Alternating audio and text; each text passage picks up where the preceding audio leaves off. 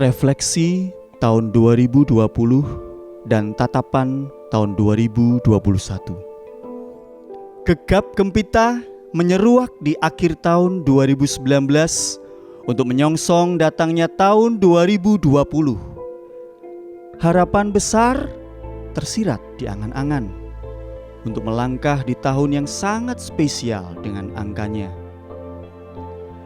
Rencana indah tersusun rapi untuk memaksimalkan pencapaian. Namun, baru beberapa tapak bulan terlalui, Indonesia pun terimbas virus COVID-19 yang sekejap membuyarkan rencana yang ada. Gedung gereja ikut menjadi sunyi sekian waktu.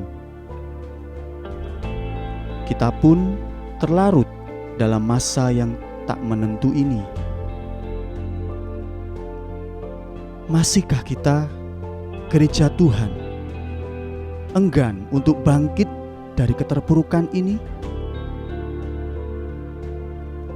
Lihatlah betapa Tuhan bekerja bagi kita yang mengasihi Dia. Tak pernah sedetik pun Dia tinggalkan orang yang dikasihinya. Melepas tahun 2020 dengan segala yang terjadi di hari-hari lalu, mari dengan tegar kita ayunkan langkah maju, menatap hari depan bersama Allah Immanuel yang menyertai kita. Berserah penuh dan jangan pernah lepaskan Tuhan Yesus yang selalu setia menuntun kita. Maju, pandang Yesus, dekatkan hatimu padanya. Maka kekuatan dan sukacita surga akan menjadi imun yang terbaik dalam tubuh, jiwa, dan roh kita. Selamat datang tahun 2021. Kita, gereja Tuhan, bersiap menyongsong kedatangannya. Maranatha, haleluya. Shalom Bapak Ibu Saudara semuanya. Shalom. Anugerah yang besar kita bisa berkumpul bersama-sama di tahun yang baru, tanggal 1. Semua ini karena berkat anugerah Tuhan. Hari-hari kemarin kita boleh merasakan begitu ketegangan-ketegangan yang terjadi di tahun 2020. Tapi kita anak-anak Tuhan percaya tahun ini tahun penuh berkat. Tahun penuh anugerah. Tuhan tidak pernah meninggalkan hidup kita. Yang percaya katakan amin. Haleluya, mari sama-sama kita berdoa. Bapak, kami sungguh bersyukur pagi hari ini. Di tahun yang baru, 1 Januari 2021. Tuhan, kami bertemu kembali di tempat ini. Dengan kekuatan yang baru, dengan sukacita. Semua karena anugerah Tuhan. Kami sungguh bersyukur Tuhan, kami memiliki Tuhan yang luar biasa. Tuhan yang tidak pernah meninggalkan kami. Tuhan yang tidak pernah berubah dulu, sekarang, dan selamanya. Terpujilah Engkau Tuhan.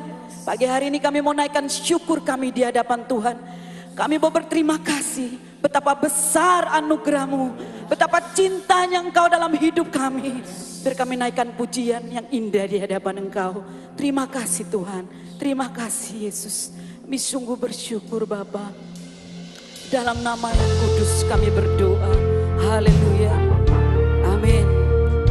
Mari bawa pujianmu di hadapan Tuhan. Ungkapkan rasa syukur kita untuk segala perbuatan yang Tuhan berikan di dalam hidup kita.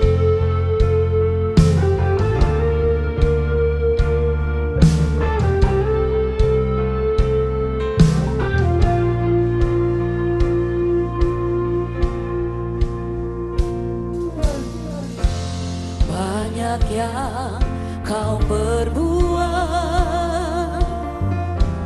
di dalam hidupku. Rancangan indahmu terjadi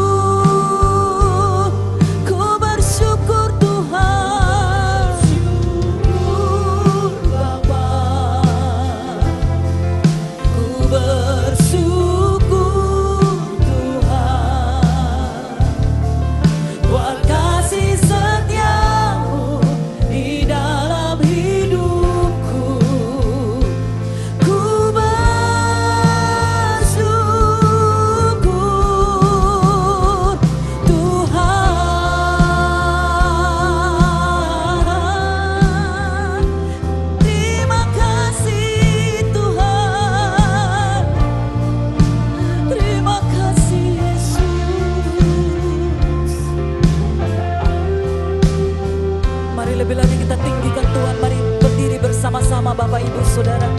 Mari kita semua bangkit berdiri, katakan. Banyak yang kau perbuat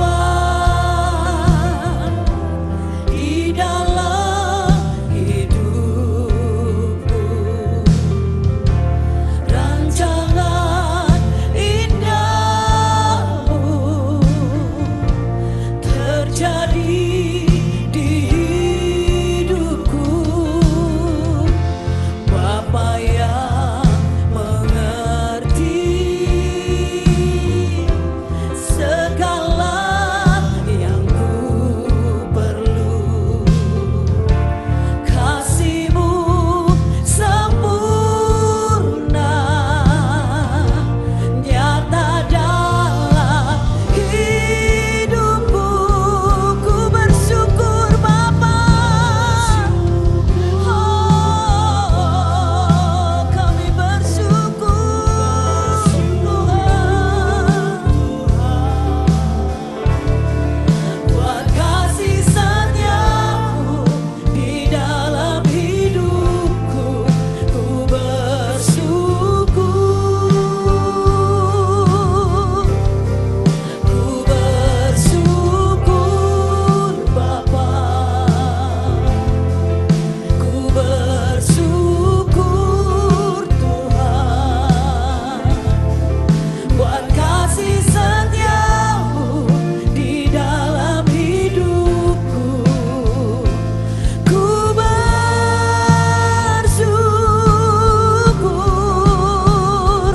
Tuhan. Kami bersyukur Tuhan. Dalam keadaan apapun Tuhan selalu beserta kami. Engkau Allah Immanuel, Allah yang selalu beserta kami. Dalam keadaan apapun Engkau ada dalam hidup kami. Tak ada lembah gelap yang tak ku lewati tanpa hadir-Mu. Amin. Hatiku takkan gentar, sebab ku tahu tangan-Mu yang menopangku. Tak ada lembah gelap yang tak ku lewati tanpa hadir-Mu. Haleluya.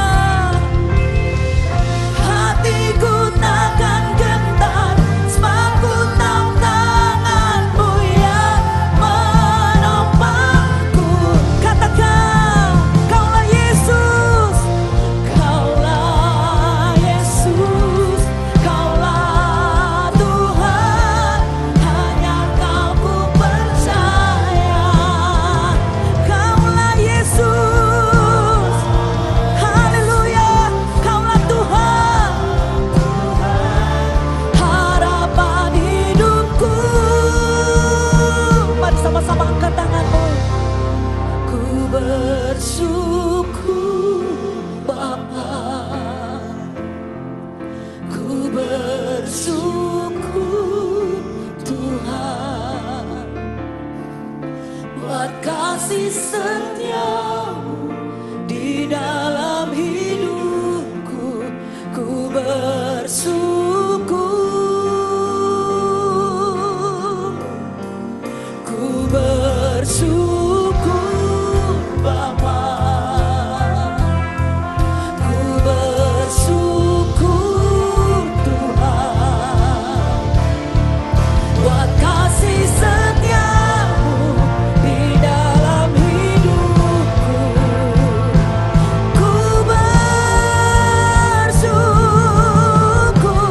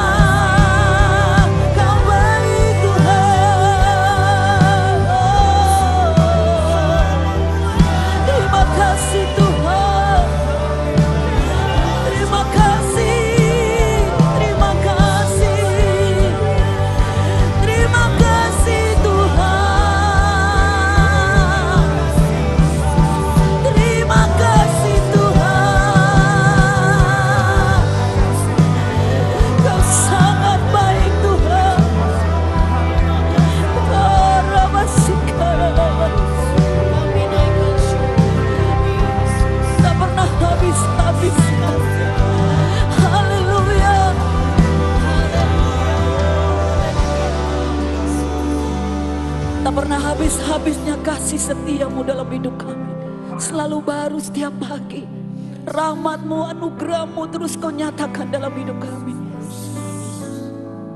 Mari sama-sama angkat tanganmu di hadapan Tuhan.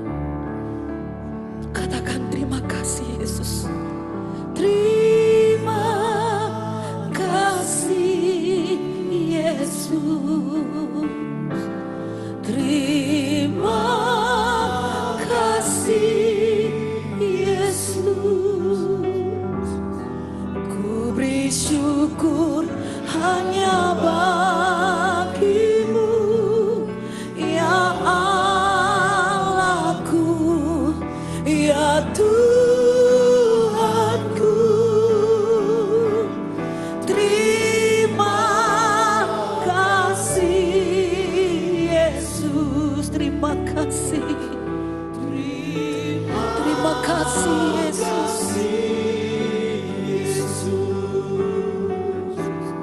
Ku beri syukur hanya bagimu.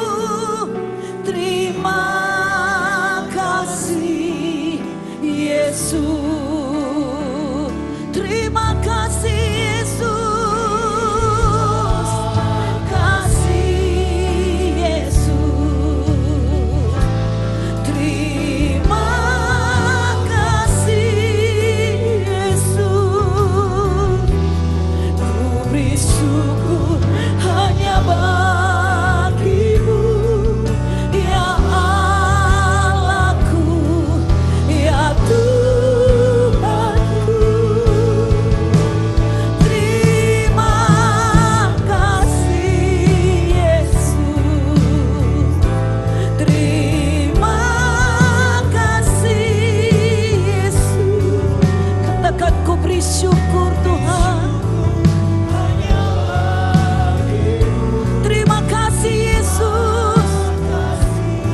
Haleluya. Mari lebih lagi terima kasih.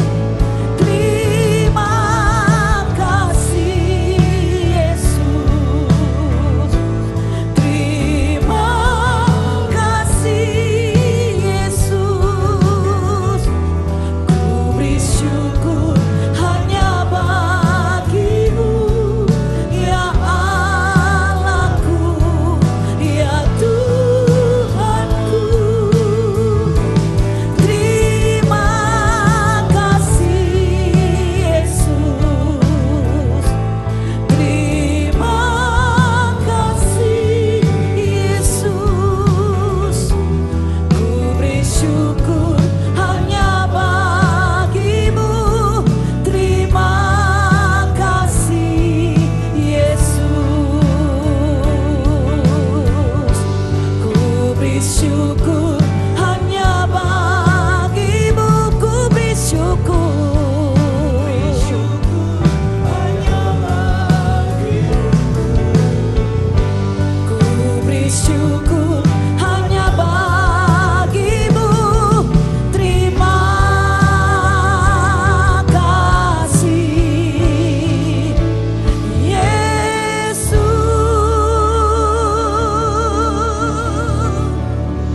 Haleluya. Itulah Tuhan doa kami, keluar dari hati kami yang tulus. Kami memang patut bersyukur dan berterima kasih kalau kami masih bisa hidup, kami masih bisa luput dari Tuhan COVID ini. Semua ini anugerah Tuhan, dan yang juga yang kena disembuhkan, puji Tuhan. Kami bersyukur Tuhan. Kami patut bersyukur dan berterima kasih buat tuntunan Tuhan sepanjang tahun yang sulit, yang gelap, namun Kau terus membimbing kami dalam terang Tuhan. Dalam nama Tuhan Yesus, kami panjatkan doa kami. Setiap kita yang percaya dan mengasihi Tuhan berkata bersama, amin. Silakan duduk. Shalom. Pertama-tama selamat tahun baru kepada Anda sekalian.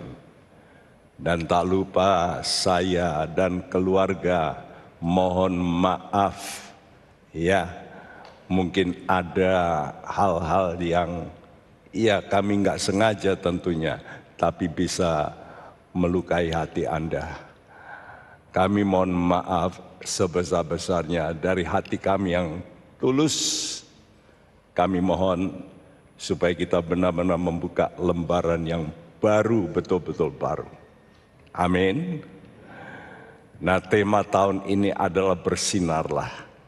Saudaraku, kapan kita bersinar? Terus ya, sampai mati atau sampai Tuhan datang kedua kalinya kita dijemput. Nah, ya, sebagai ayat pokok kita akan baca Yesaya 60 ayat 1 dan 2 yang berbunyi, Bangkitlah, menjadi teranglah, sebab terangmu datang, dan kemuliaan Tuhan terbit atasmu. Sebab sesungguhnya kegelapan menutupi bumi, dan kekelaman menutupi bangsa-bangsa, tetapi terang Tuhan terbit atasmu, dan kemuliaannya menjadi nyata atasmu. ya bangkitlah. Ini perintah. Kita mesti bangkit, bangun, ya. Kenapa, Sku? Karena terang Tuhan datang. Artinya, Sku, Tuhan itu makin nyata, makin nyata, makin nyata. Jadi kita ini mesti bangun dari tidur, Sku. Jangan kita bermalas-malas, karena ini waktunya tinggal sedikit lagi. Kenapa? Buktinya sebab sesungguhnya kegelapan menutupi bumi.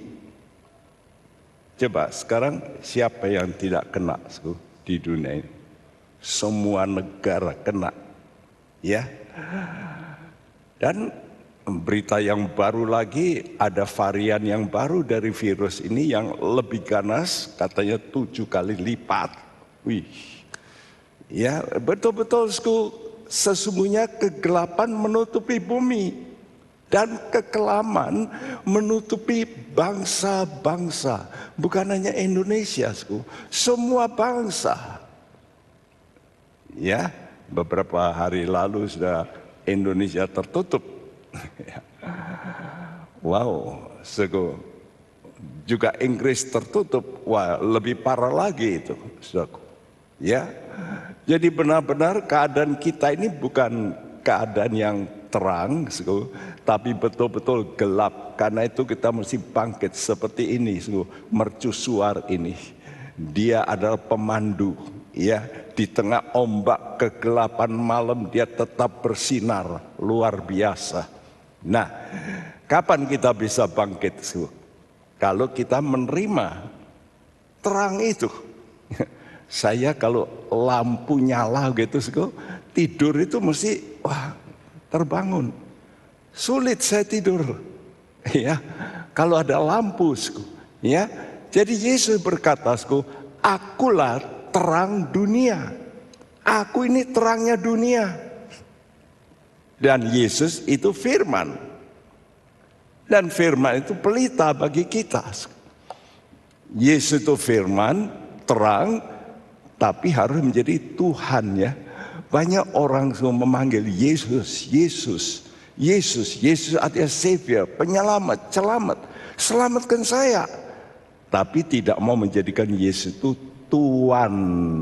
Nah, kalau betul Yesus jadi Tuhan, kita mesti jadi apa? Hamba.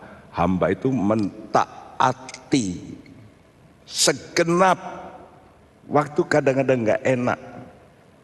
Pembantu rumah tangga kita, dia lagi tidur, lalu kita ada tamu tengah malam, lalu kita ayo mbak bikin kopi. Waduh, dia mesti bangun tuh. Apa seneng toh? Pasti nggak seneng.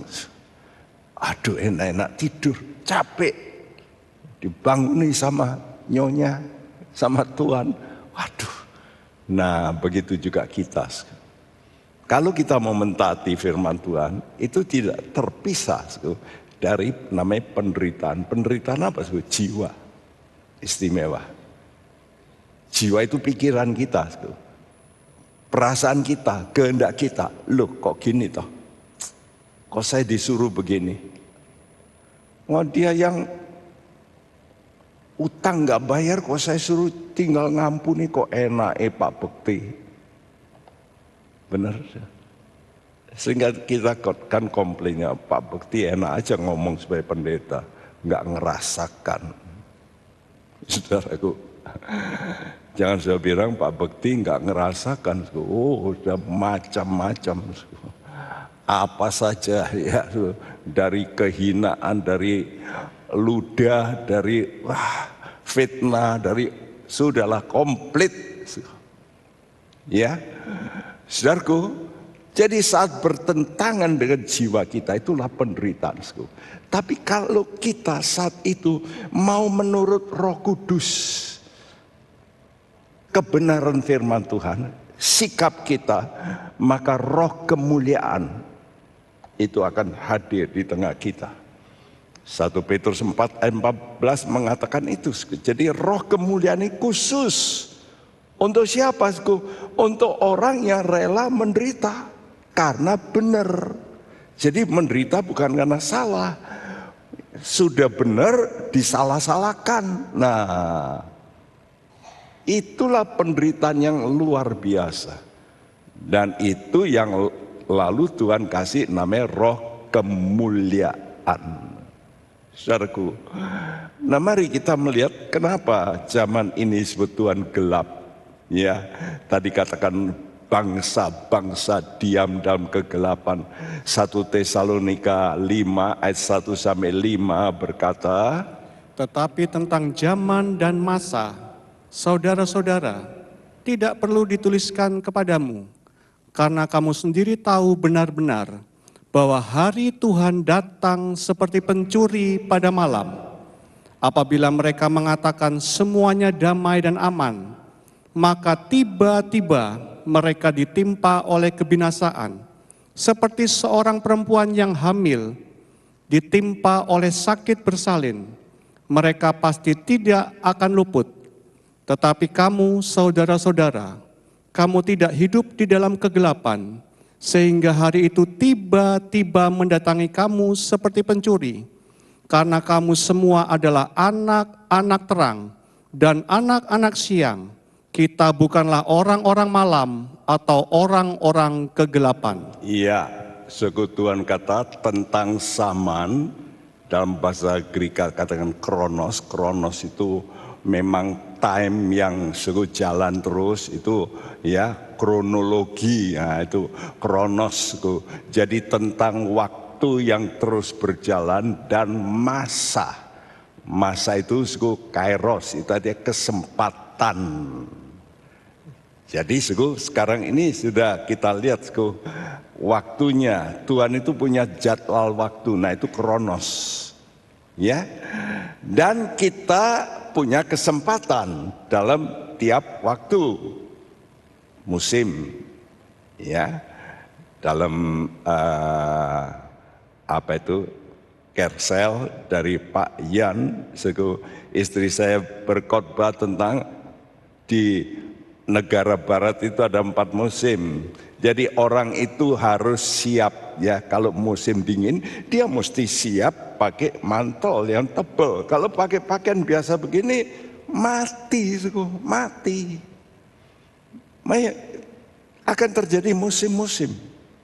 Nah musim-musim inilah saudara mesti siap gitu. Ya. Jadi kamu kan sudah tahu ada musim-musim. Musim ini, nah sekarang ini musim yang pandemi ini, ya, dan kamu sendiri tahu benar hari Tuhan itu datang seperti pencuri pada waktu malam itu gelap, nah itu kegelapan bangsa-bangsa. Apabila mereka mengatakan semuanya damai dan aman, nah ini dari dulu begitu kena ini, saya langsung diberi peringatan Tuhan, hati-hati. Nanti orang berkata, wah ketemu vaksin, wah beres, aman. Maka tiba-tiba, karena itu saya kasih di sini latar belakang kilat itu, karena Tuhan datang seperti kilat. tiba-tiba, ya, diulangi lagi, sehingga hari itu tiba-tiba mendatangi kamu seperti pencuri. Ya, karena kamu semua adalah anak terang, maka engkau bisa bertahan. Ya, kita tidak begitu, ya.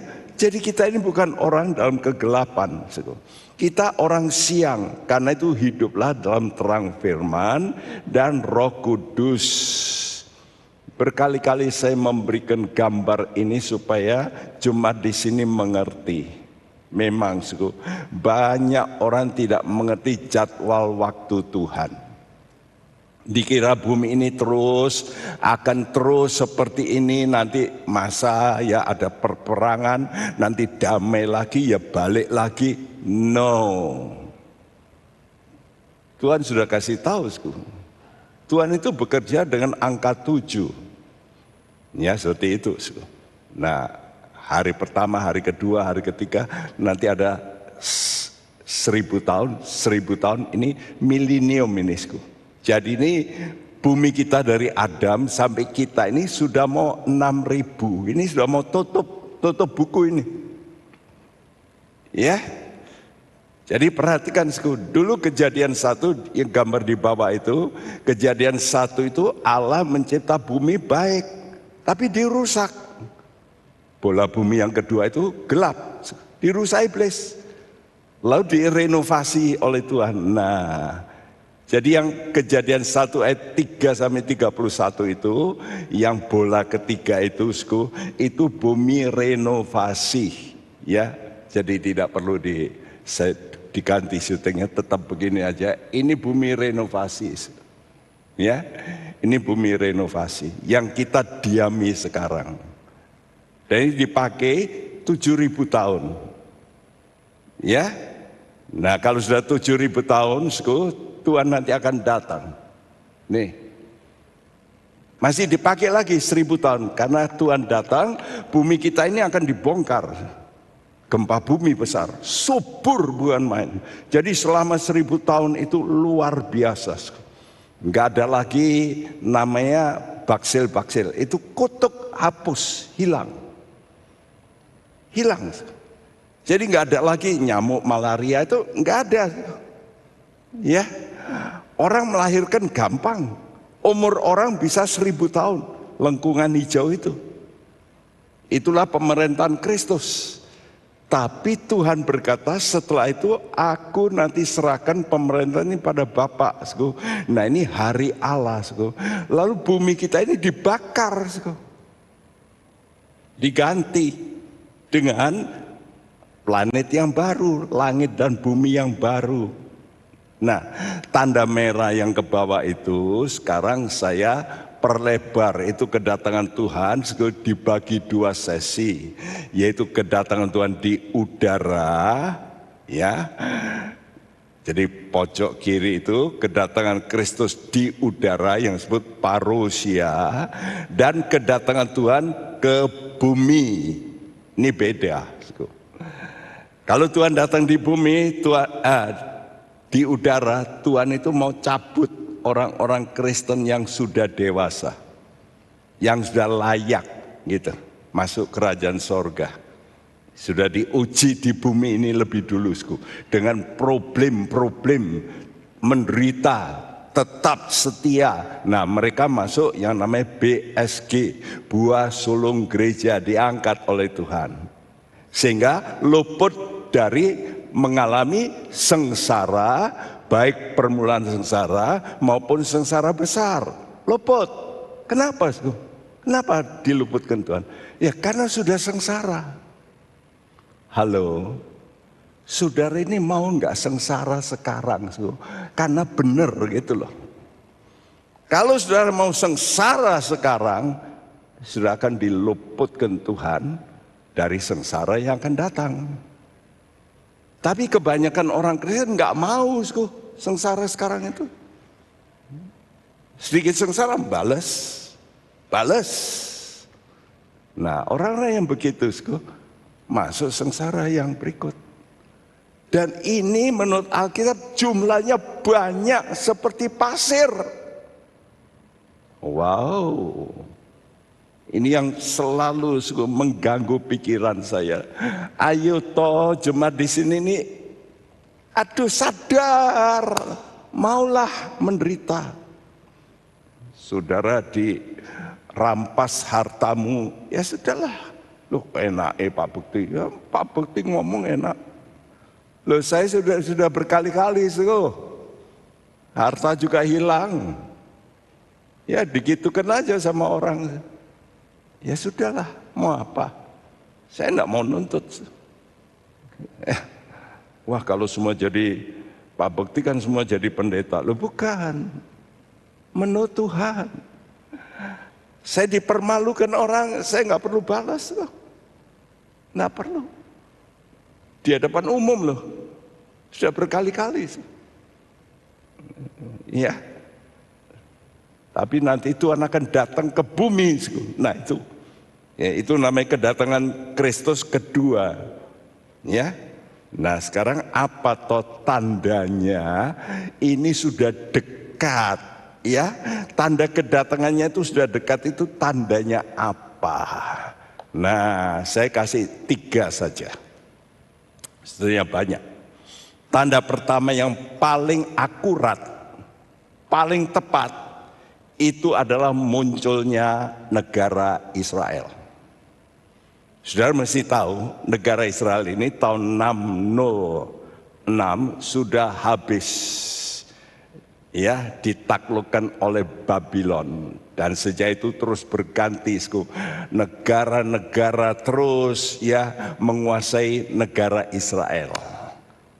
Ya, dari 606 sebelum Kristus. Tahun 48, di sini ada tulisan Mei 14 tahun 48, Israel became a nation, muncul. Jadi negara, ya. Tapi begitu muncul, besoknya diserang oleh negara tetangga. 9 negara tetangga nyerang, baru muncul, ya.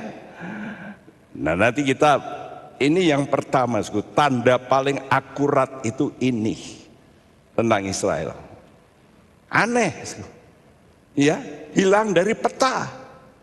Muncul. Padahal di situ penduduknya 95% orang Palestina. Cuma 5% orang Israel. Makanya orang Palestina itu nggak bisa terima sampai sekarang. Ngerti nggak? Saudara itu masih mengerti sejarah itu ya karena itu.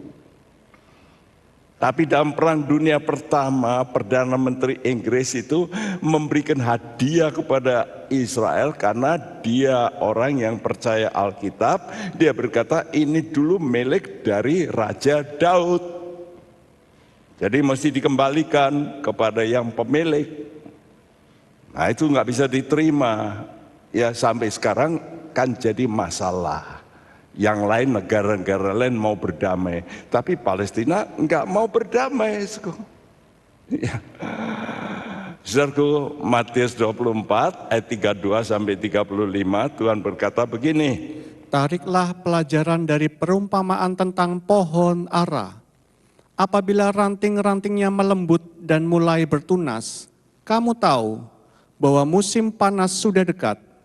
Demikian juga, jika kamu melihat semuanya ini, ketahuilah bahwa waktunya sudah dekat. Waktunya sudah dekat. Kalau kamu sudah lihat, pohon ara ini mulai bertunas, artinya pohon ara itu gambaran Israel, mulai muncul. Ingat, waktunya sudah dekat. Di ambang pintu, terus. Aku berkata kepadamu, sesungguhnya angkatan ini tidak akan berlalu sebelum semuanya ini terjadi. Langit dan bumi akan berlalu, tetapi perkataanku tidak akan berlalu. Sesungguhnya, ini omongnya Yesus loh. Ini Tuhan loh yang ngomong, Sang Pencipta loh. Sesungguhnya itu dalam bahasa aslinya amin, amin, artinya confirm, firm. Pasti angkatan ini, angkatan munculnya Israel ini sebagai pohon ara tidak akan lenyap, tidak akan berlalu sampai semuanya terjadi. Apa yang tentang kedatanganku itu pasti akan terjadi. Nah, masih enggak ngeh enggak. Saya itu heran, banyak orang Kristen masih ini waktunya sudah dekat. Iya. Bahkan Tuhan berani ngomong gini, langit dan bumi akan berlalu, tapi perkataanku tidak akan berlalu. Ingat, aku ngomong ini sesungguhnya. Dan bukan sekali, diulangi Markus 13, diulangi Lukas 21. Berarti 3 kali Tuhan ngomong yang sama. Wow. Masih saudara, apa ya dah? Lah ya terserahlah. Tapi ini saya peringatkan dari hati saya yang ayo toh orang Kristen ini coba memperhatikan.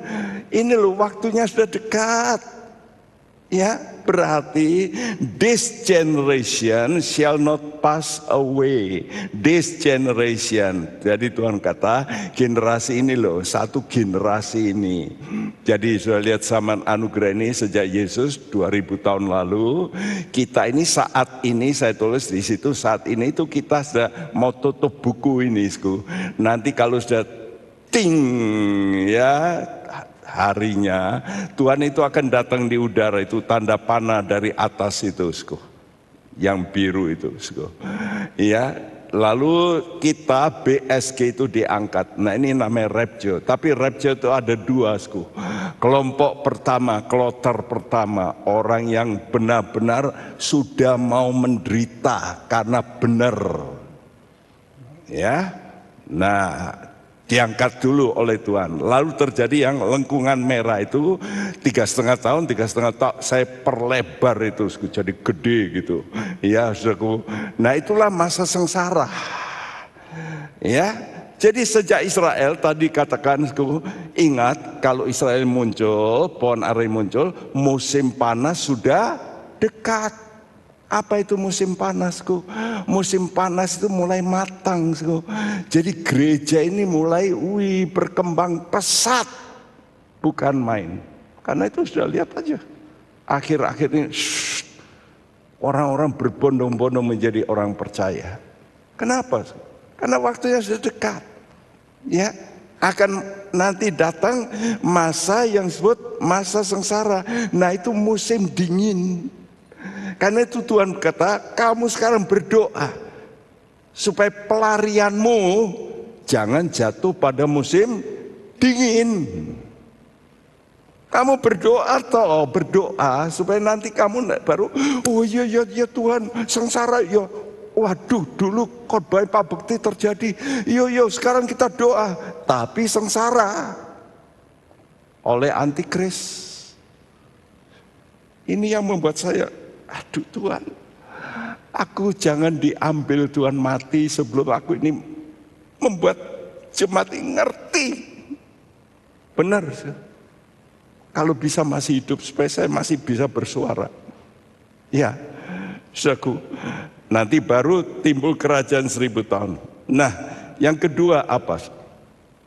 Tanda akurat, yaitu Tuhan kasih tanda yang spektakuler, tanda di langit. Last days prophecies. Ini latest events, ya, akhir-akhir peristiwa, ya. Jadi kedatangan Tuhan sudah dekat dengan apa, waktu dia datang pertama, dia kasih tanda, bukan? Di mana? Di langit. Oh, Tuhan ini yang punya langit kok. Dia kasih langit tanda apa? Bintang. Wih, cahayanya begitu luar biasa, orang Majus, orang ahli perbintangan dari timur datang, ya, dipimpin dengan bintang itu. Mula-mula mereka berpikir, wah ini pasti Yerusalem, ternyata enggak, bintangnya terus kemana? Bethlehem. Loh, kok bayi Tapi orang Majusi percaya, buktinya percaya bahwa emas diberikan sama bayi. Bayangin, dan bukan ada keturunan raja, nggak ada. Wah, imannya gede nih orang Majus, betul? Luar biasa, ya. Itu namanya percaya, ini tanda di langit, bintang percaya. Lalu nanti saat kedatangannya, nah Tuhan juga pakai tanda di langit, ya. Dan tanda di langit ini yang disebut tetrats. Bacakan Kisah Rasul 2 ayat 20. Matahari akan berubah menjadi gelap gulita dan bulan menjadi darah sebelum datangnya hari Tuhan, hari yang besar dan mulia itu. Nah, Tuhan kasih tanda. Wah, Tuhan ini baik ya, dikasih tanda-tanda supaya orang itu ngeh gitu loh. Oh iya, Tuhan kata apa? Matahari berubah jadi gelap. Jadi gerhana matahari yang full. Lalu bulan menjadi darah. Nah, sudah terjadi 8 kali dalam sejarah manusia, 8 kali saja peristiwa semacam gini, persis pada hari raya orang Israel. Jadi kalau bulan menjadi darah itu berulang-ulang, tapi yang persis hari raya Israel itu cuma 8 kali semasa manusia hidup. Ya, jadi yang 678 ini tahun 49, ya itu ke-6. Tahun 67 itu ke-7, ke-8 2014, 2015, ya. Jadi saudaraku 3 kali, ya. Nah, saudara, ini yang wah ini nggak bisa luput, ini bukan kebetulan ini, ya. Nah, tahun 1415 ini paling spektakuler, paling luar biasa, ya.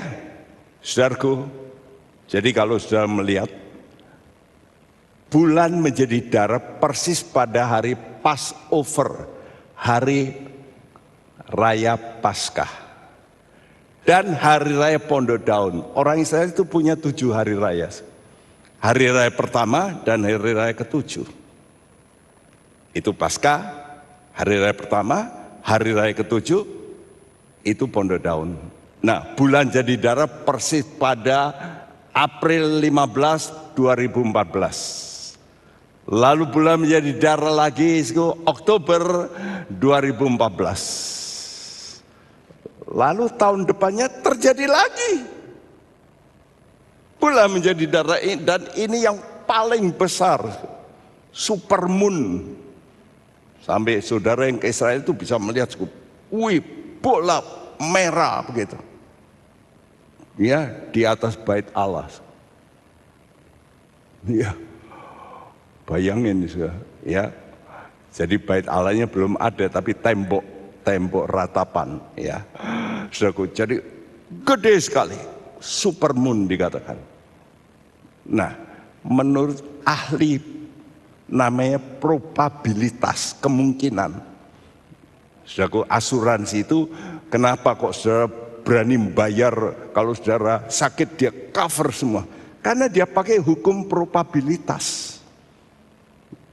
Sekian banyak orang sing sakit nanti berapa dihitung. Nah, ahli-ahli menghitung model yang begini kemungkinannya cuma 1 terjadi dalam 1,85 kali 10 pangkat 139. Wih. Ini seperti begini, kalau ada kertas-kertas kosong semua, putih kosong, lalu ada tulisan 1 ya gitu. Lalu saudara ambil 1 ini dari sekian nolnya ini loh, 139 nolnya, saudara bisa kena, bisa enggak? Coba saudara katakan 10 pangkat 139 ngomong aja nggak bisa, triliun. Kerepotan ngomong ini. Ini yang nah mungkin luput dah kalau Tuhan itu kasih presisi itu tepat. Saya harus dengan saya memberikan begini, saudara itu melek. Aduh iya ya, Tuhan itu kok. Tuhan tidak mau kasih tanggal, tapi Tuhan kasih tadi, kamu tahulah zaman, kronos, dan kairos. Aku kasih tanda. Ya. Nah yang terakhir. Tadi katakan kegelapan menutupi bumi segala bangsa. Ingat ya, Exodus. Orang Israel keluar dari Mesir. Itu kapan terjadi? Abraham sudah dikasih tahu. Jauh-jauh sebelumnya. Nanti keturunanmu akan dianiaya di Mesir. Ya, tapi keturunan Israel keempat nanti keluar. Sekarang belum saya keluarkan. Sebab dikatakan kedurjanan orang Amori belum genap. Nanti kalau sudah genap, orang Israel keluar. Jadi kalau begitu Tuhan itu nunggu apa? Nunggu kejahatan dunia ini memuncak. Ngerti? Jadi Tuhan itu masih sayang dengan manusia. Nggak mau cepat menghukum. Kalau sudah jadi Tuhan, gitu, pak, salah, pak, ya dah. Kan kita sering begitu ya. Minta presiden kita cepat gitu loh. Kalau ada apa aja dipukul ngono loh. Kok ditunda-tunda? Tuhan lebih sabar dari presiden kita, ngerti? 6.000 tahun dia ngelus dada begini. Ini kok enggak ngerti-ngerti toh. Umurnya dikurangi, betul nggak? Dulu orang itu umurnya bisa 1.000 tahun. Adam itu sudah tahu umurnya berapa? 930. Waktu zaman Nuh dikurangi 120. Jadi standar 120. Tapi Mazmur itu Tuhan ada tambahan di situ. 120 sudah tak kasih 120 ini loh. Masih saja dosa dalam gemasnya. Nah, Mazmur itu kata dalam gemasnya Tuhan itu ngurangi rata-rata. Tapi yang tidak Tuhan gemas masih bisa 120. Nangkap ya. Jadi kalau ada orang sekarang umurnya om saya itu 102 baru mati. Dan cemerlang. Saya harap begitu ya. Saya enggak mau nanti gitu baru mati. Biar matinya masih cemerlang. Ya, seperti Musa. Nah, saudaraku, jadi kedurjanan orang Amori itu nanti kalau rapture terjadi buah sulung gereja diangkat. Kapan? Waktu perlawanan dunia ini memuncak. Ya, sama seperti orang Mesir dulu, ditekan terus sampai Nah, saat itulah dikeluarkan. Nah, kita juga begitu, orang Kristen ini nanti akan terus jadi bulan-bulanan.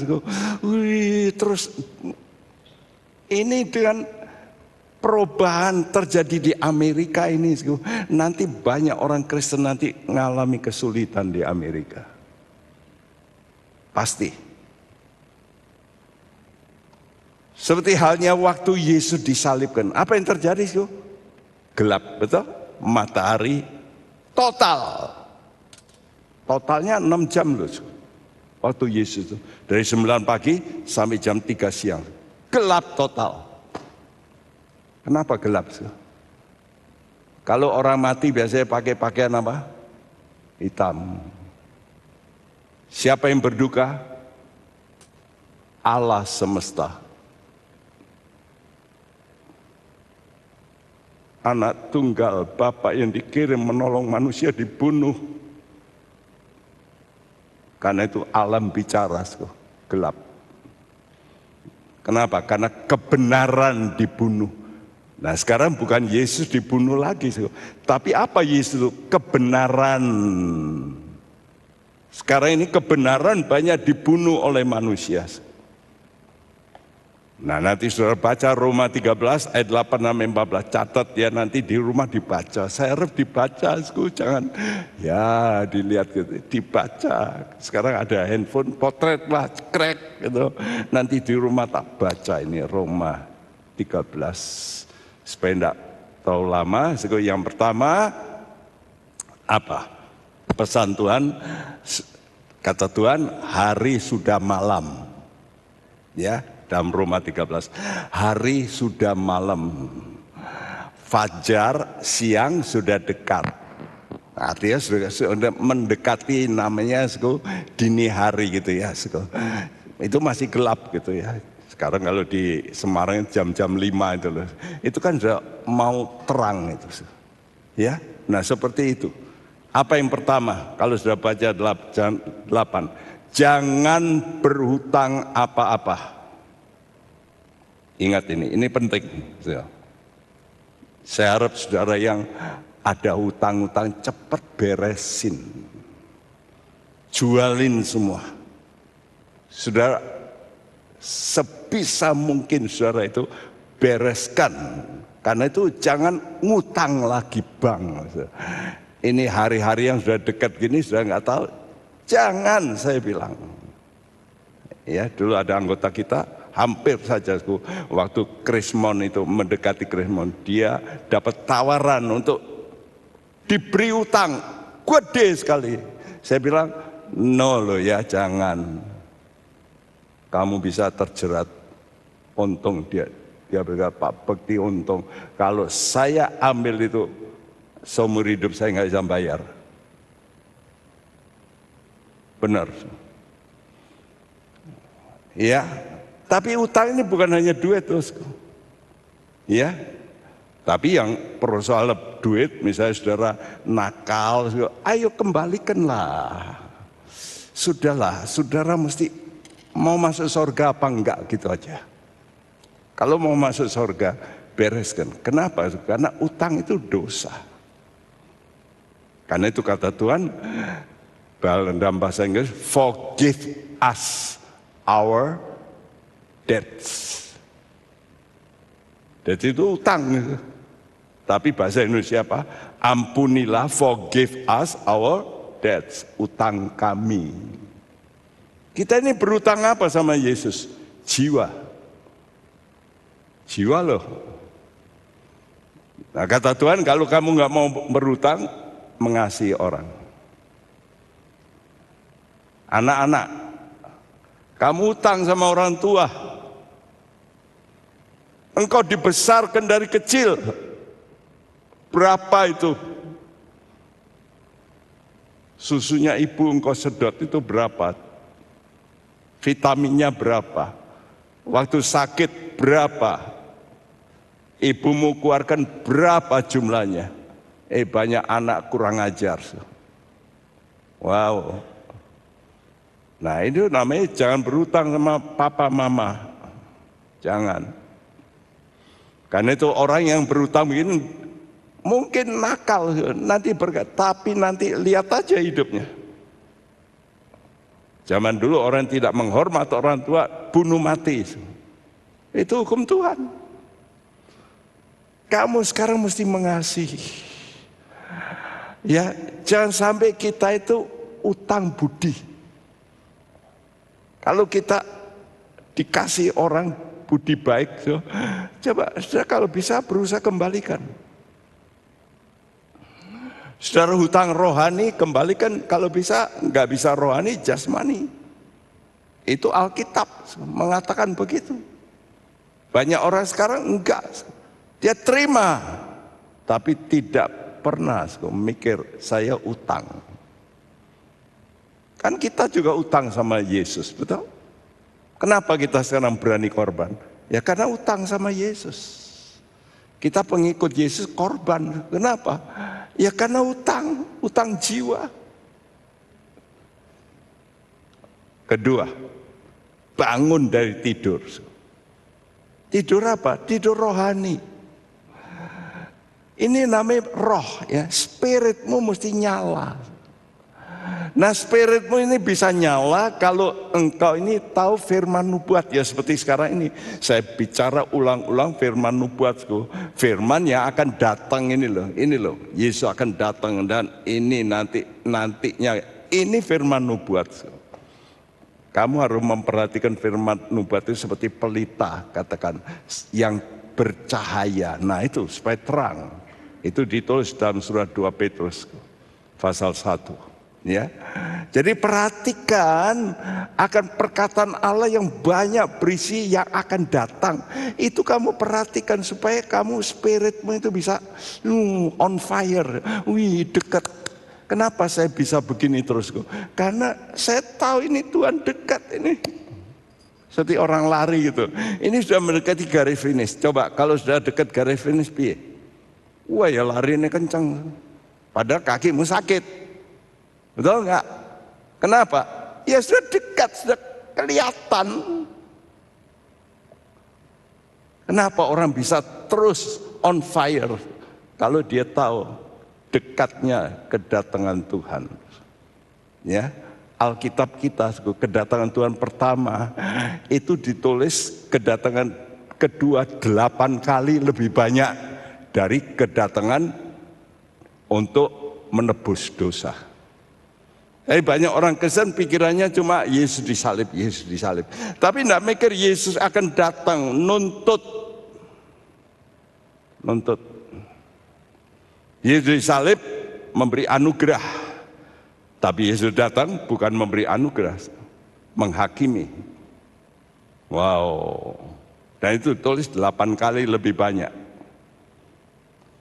Oleh karena itu kalau rohmu mau on fire, banyak berdoa dalam Roh Kudus. Yang terakhir, ayat 14 katakan, kenakanlah Kristus.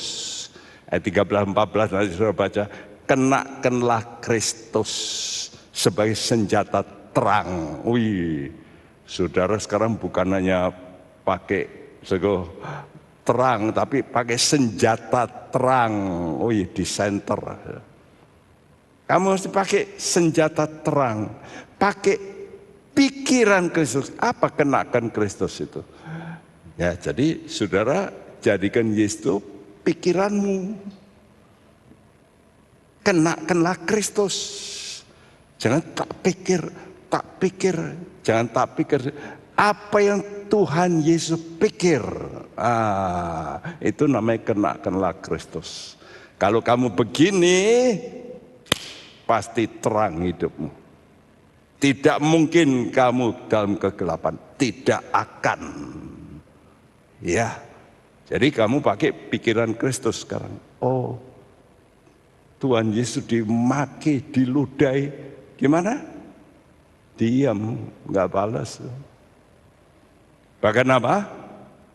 Ampunilah mereka Bapa. Can you do that? Bisakah Anda melakukan? Bisa. Oh, Yesus bisa kok. Yesus itu Allah, tapi dia tidak pakai kealahannya loh. Tidak, dia tetap manusia. Aku diludahi, aku dipukul. Dia tidak pakai kealahannya untuk membalas. No, dia diam. Kuserahkan nyawaku ke tangan Bapa. Itu Yesus. Kenakanlah pikiran Kristus. Jikalau hari ini saudara masih ada ganjelan dengan seseorang, siapa saja, engkau mesti berkata, oke Tuhan, saya mesti pakai pikiran Kristus sekarang. Saya ngerti, saya mau mengasihi manusia. Karena untuk itulah engkau datang. Engkau datang untuk mengasihi semua manusia. Bukan hanya orang kaya, semua. Karena itu mari kita mohon Tuhan, sucikan kami dengan darah-Mu yang kudus. Mari kita mau datang pada Tuhan. Saya harap khotbah ini jangan cuma didengar ya, tapi setelah ini saudara mesti antusias. Oh, waduh, waktu ini tinggal sedikit. Yes, saya berkata. No time again untuk main-main. Tidak ada waktu untuk kita mungkin masih. Nah itu enggak tahu ya. Kalau saudara nggak mau percaya ucapan Yesus sampai 3 kali, this generation shall not pass away. No, only this generation.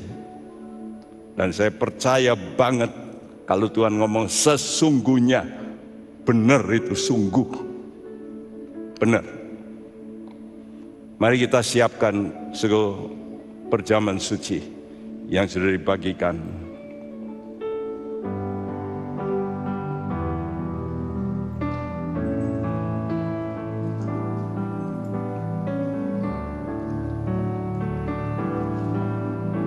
Darahnya Yesus sucikanku,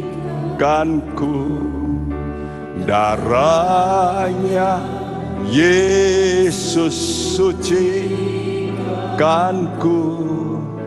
darahnya Yesus sucikanku, jadikan semua baru. Katakan semua baru.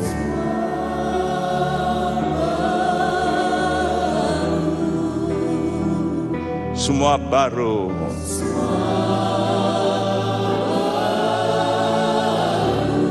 Darahnya Yesus sucikanku.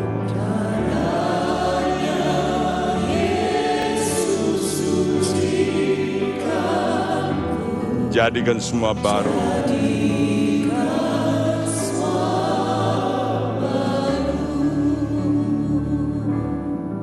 Ini tahun baru, buka lembaran baru.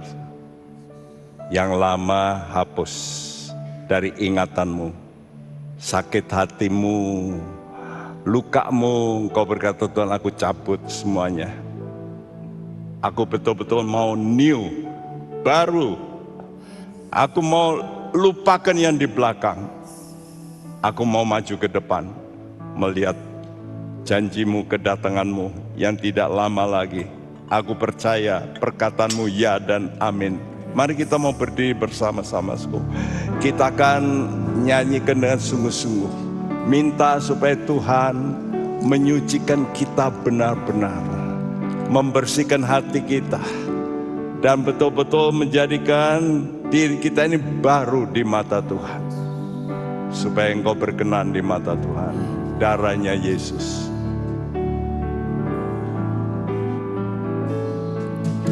Darahnya Yesus sucikanku.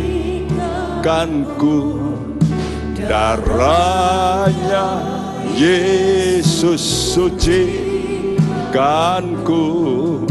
Darahnya Yesus sucikanku,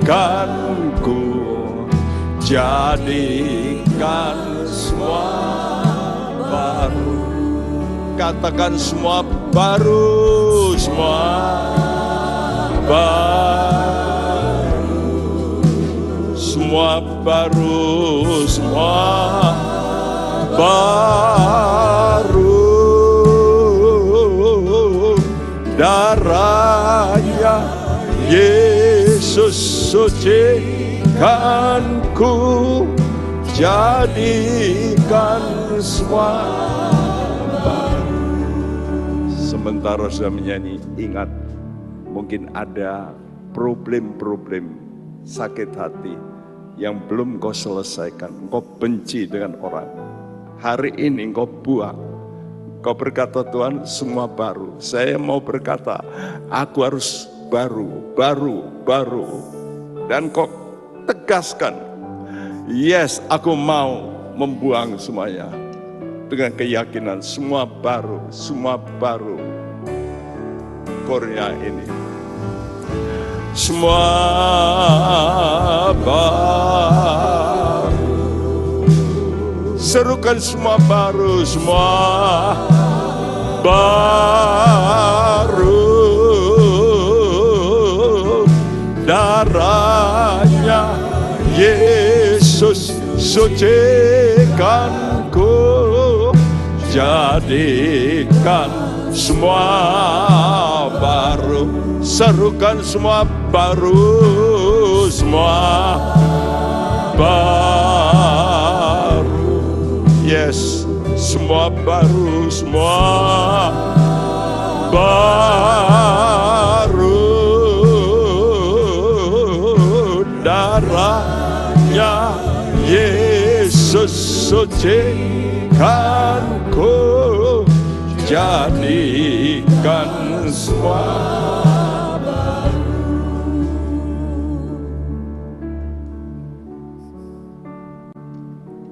Telusuri hati anak-anakmu. Engkau sekarang bereskan sendiri. Engkau yang tahu problemmu, ganjelan hatimu. Kau mau berkata, Tuhan, aku buang semua sampah ini. Aku minta Roh-Mu yang kudus menghuni. Diam. Memberikan kekuatan, sukacita yang baru. Tatkala jiwamu baru, jiwamu sehat, tubuhmu pasti sehat. Pasti. Banyak kesembuhan akan terjadi. Terima kasih Bapak, terima kasih. Sekarang kami mau angkat ini roti. Kami perkatakan bahwa tubuhmu dipecah-pecahkan untuk diri kami, untuk supaya kami dilepaskan dari semua kutuk dosa, dibebaskan bahkan dari sakit penyakit. Dengar firman Tuhan dan aminkan. Adapun roti yang kita pecah-pecahkan, bukankah itu persekutuan di dalam tubuh Kristus? Amin. Makanlah dengan iman dalam nama Tuhan Yesus.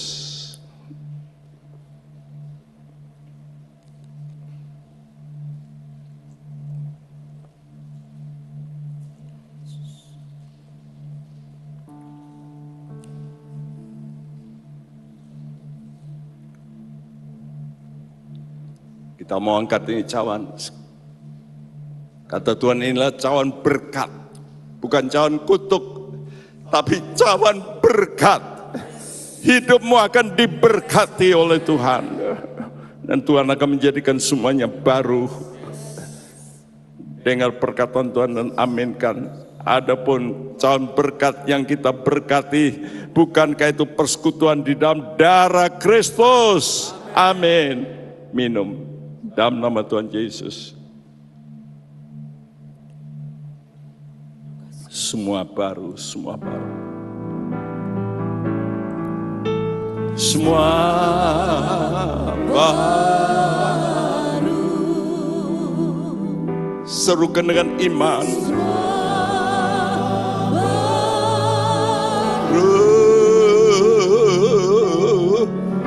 Darahnya Yesus sucikanku, jadikan semua baru. Angkat tanganmu, baik yang di rumah juga, semua baru. Katakan dengan iman, semua baru. Darahnya Yesus sucikanku, jadikan semua baru, semua baru, semua baru. Amin, amin Tuhan, amin.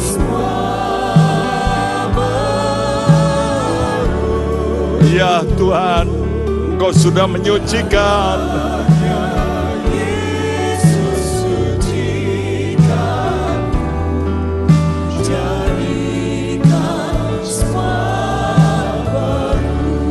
jadikan semua baru, jadikan semua baru, jadikan semua baru, jadikan semua baru.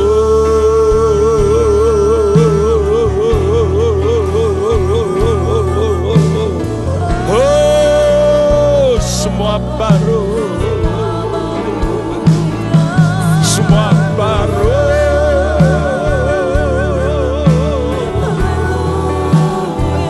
Semuanya baru Tuhan. Pikiran, perasaan, kehendak kami jadi baru, baru dan baru.